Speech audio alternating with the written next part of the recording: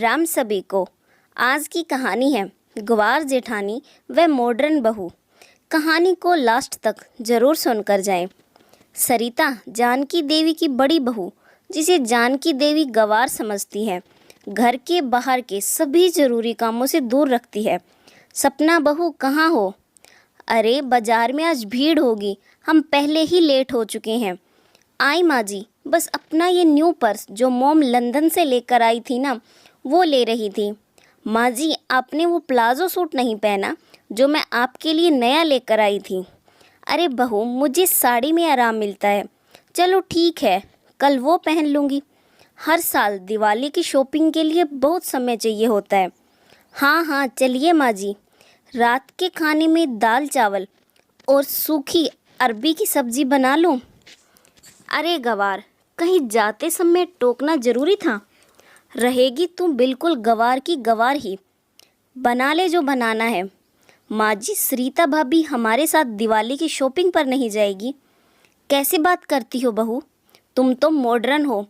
तुम जानती हो तुम्हारी जेठानी गवार है, उसे कोई अक्ल थोड़ी है।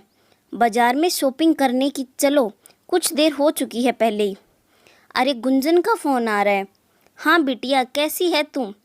मैं ठीक हूँ। हाँ हाँ सब ठीक है। अच्छा चल ठीक है, मैं तुझे शॉपिंग से आकर बात करती हूँ। क्या? कहाँ? ज़रूरी है? हेलो हेलो, कट गया, अब मिल नहीं रहा। आकर फिर बात करती हूँ। गुंजन दीदी का फ़ोन था। हाँ पर अब मिल नहीं रहा। एक काम करते हैं, पहले बाज़ार हो आते हैं, फिर मैं आकर तसल्ली से बात कर लूँगी। सरिता की आंखों में आंसू आ जाते हैं। उसकी सास और देवरानी मार्केट शॉपिंग करने चली जाती हैं। सरिता घर के सारे काम करती है। ऐसा अक्सर ही होता था, सरिता घर के सारे काम अकेले ही करती थी, जबकि उसकी देवरानी को घर का कोई काम करना नहीं आता था। फ़र्क बस इतना था, सरिता गरीब परिवार से आई थी, वो बेचारी बहुत सीधी सादी थी, जबकि उसकी देवरानी सपना एक अमीर ख़ानदान की थी। इसलिए जानकी देवी ने सपना को बहुत सर चढ़ा रखा था। पर सरिता इन सब के लिए कुछ भी नहीं कहती थी। वह स्वभाव की बहुत अच्छी थी। सरिता, तुम नहीं गई माँ के साथ? तुम भी चली जाती। नहीं, वो मेरे सर में बहुत तेज़ दर्द था, तो मैंने सोचा कि आराम कर लूँगी, फिर घर का भी काम करना था, इसलिए नहीं गई। आपके लिए और रोटी लाऊं? सरिता यहाँ बैठो मेरे पास। मैं जानता हूँ माँ तुम्हारे साथ अच्छे से व्यवहार नहीं करती। तुम कहो तो मैं माँ से बात करूँ? कब तक वह तुम्हें घर के बाकी कामों से दूर रखेगी? और जब से राजेश की शादी हुई है, तब से माँ का व्यवहार और ज़्यादा बदल चुका है।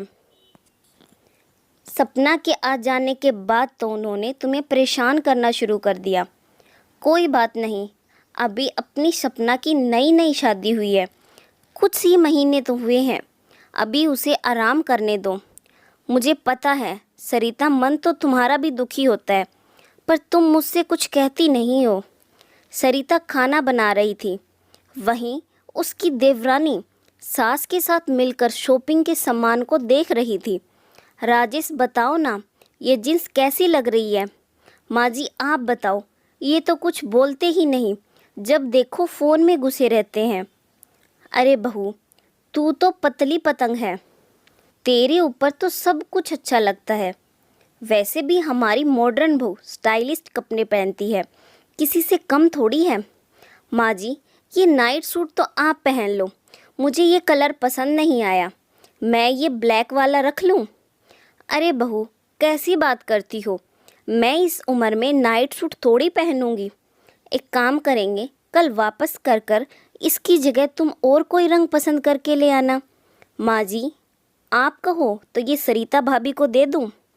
अरे पागल है क्या, इतना सुंदर स्टाइलिश नाइट सूट उस गवार पर थोड़ी जचेगा।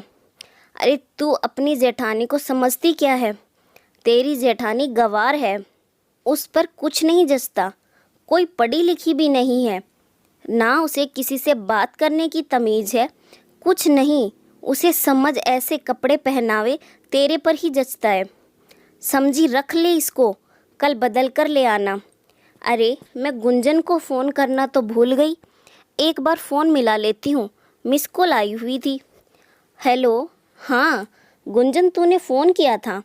हाँ माँ, कल शाम शिल्पी के ससुराल वाले दिवाली और करवा चौथ का त्यौहार देने आ रहे हैं। सासू माँ बोल रही थी कि आप दोनों भाभीयों के साथ सुबह ही आ जाना। हाँ हाँ, ये भी कोई कहने की बात है। शिल्पी हमारी भी बेटी है, हम ज़रूर आएंगे, सुबह जल्दी पहुंच जाएंगे।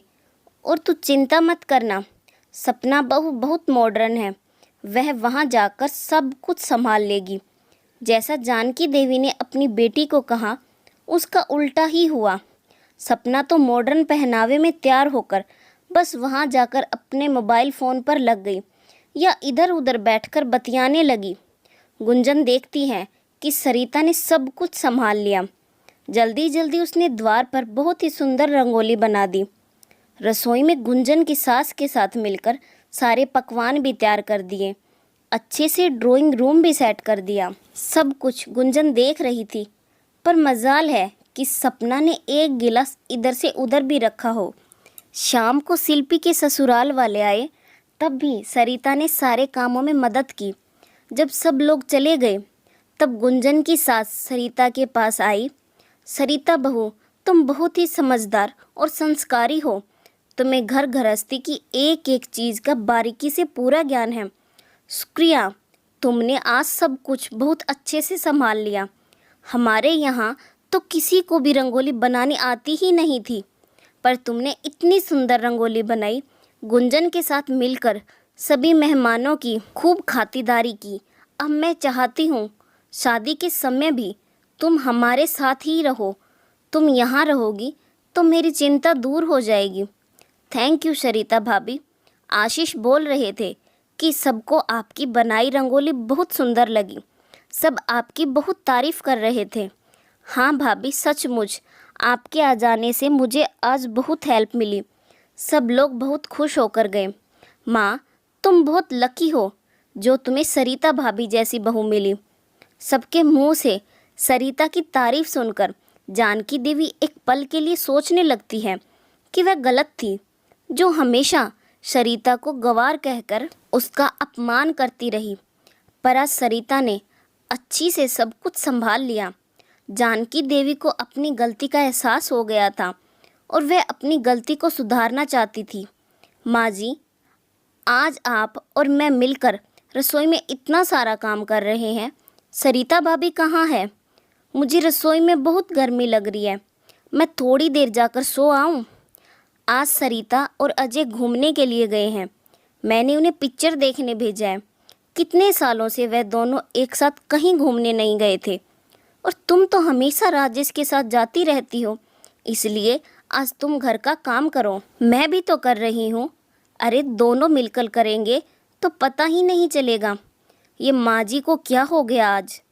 कल तक तो सरिता भाभी को गंवार कहती थी और मेरे आगे पीछे डोलती थी। आज उल्टा ही चल रहा है। अब क्या करूँ? इन्हें खुश करने के लिए मुझे कोई काम तो करना ही पड़ेगा, वरना इनका कोई भरोसा नहीं।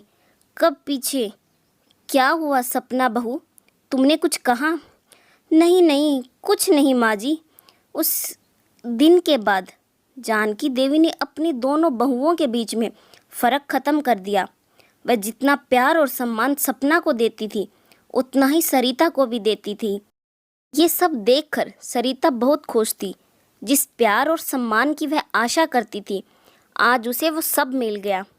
कहानी को लास्ट तक सुनने के लिए धन्यवाद।